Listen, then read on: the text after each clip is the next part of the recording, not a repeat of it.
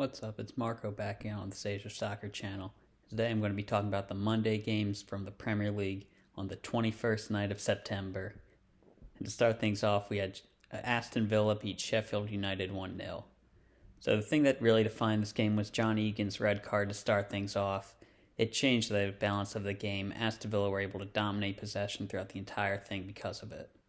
So for Sheffield United, that obviously messed with their plans, and they did later allow a goal off a set piece to give Villa the win. But it was a pretty good performance by them, all things considered. I mean, the second they were able to bring Ampadu on and get back into their formation, they had a really nice break that led to the penalty.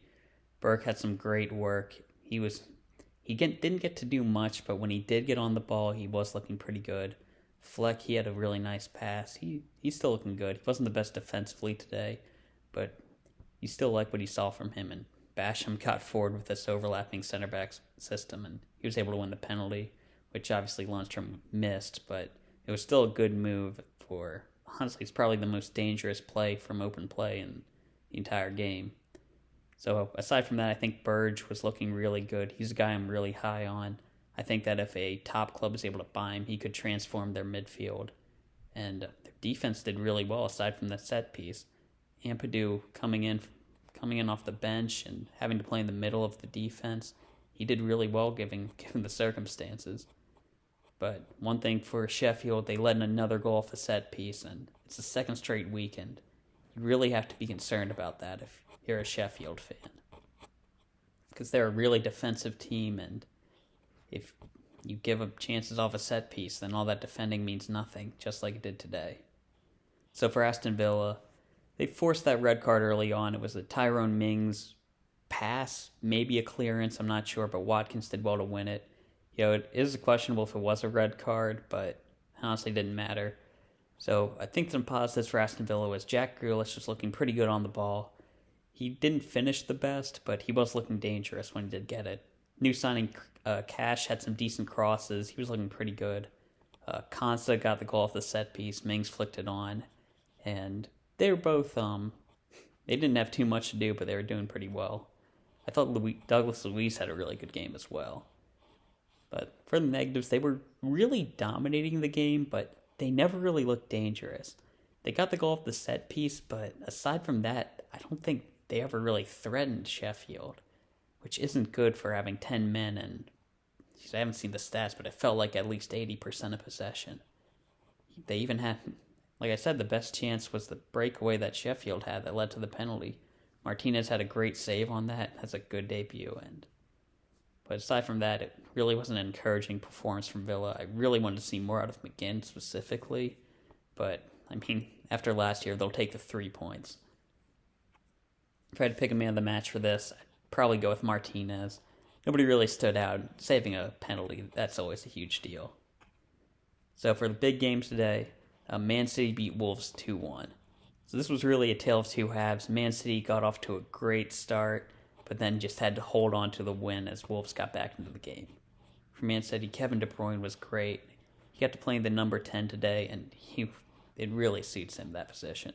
He was able to win the penalty and then score it for the first goal, and then he was able to really make it pass, and it was instrumental in the setup for the second goal. Phil Foden, he was also looking good, doing very well in possession, making a bunch of chances, set up the one for the penalty, and he set Sterling off on a good run, and he got himself a goal. It was a great performance by him. Hopefully he'll be able to stay in the starting 11 this year. Sterling, he did well. He had that pass that led to the first goal. He could have done a bit more, but, it was a good performance by him. Gabriel Jesus did well. He had some good hold-up play and a good late goal, but I'm honestly not too sure if he'll be able to replace Aguero in the long term. He did miss one chance when Man City really could have used a goal, but he still got his goal. Fernandinho and Rodri, they had a really good first half, but the second half, not too much. I think it's the first time they both started together in the midfield. I feel like they both started at center back last year. They definitely did with Fernandinho at center back and Rodri in the midfield. But they were playing a 4-2-3-1 this week. I'm not sure if they were forced to do that because of Gundogan not being available, but it did do pretty well for them. So for their new signings, Ake, he didn't really have too much to do. especially in the first half. And the second half, all the chances weren't really coming at him. The defense wasn't looking too organized though, and honestly, his signing didn't change too much. Maybe when Laporte gets in there, it'll change up and really get solidified, but not looking too good right there. Torres couldn't do too much on his debut. Just came in too late when Man City were defending. So, for some negatives, John Stones, he was looking pretty rusty, I think. Maybe just him being bad. Maybe it's him being rusty, but I guess it was good to see him out there because he really wasn't playing a lot. And Mendy was getting torched by Traore. He was not looking too good, especially in the second half. And yeah, Man City's defense is still an issue, I think. So for Wolves, as I said, they had a pretty bad start. Seiss wasn't able to keep his form from the previous game. He led in a penalty right away, and the defense wasn't looking too great.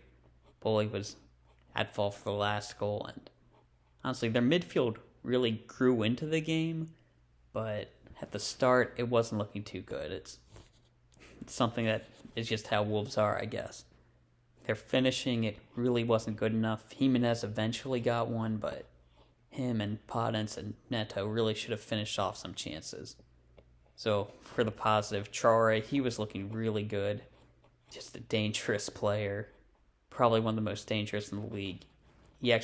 I think he did take that step up, and now that Wolves signed Semedo, he's going to be playing more advanced, I think. I don't think that signing's official yet, but I think it's going through.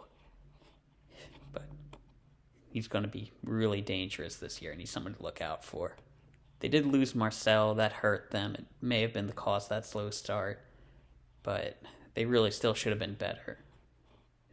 I'm not sure when if he's going to be available, but Podence really isn't that great at the back, so I'm not too sure about how Wolves are looking right now, but they did play Man City very well. They had a really good second half, and I think you can be encouraged from this game.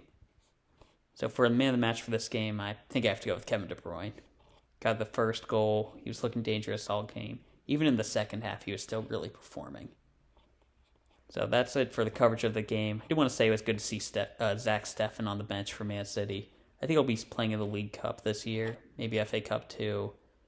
Probably a couple of Champions League games if they get out of the group early. Then Serginho Dest's transfer saga continues to roll on.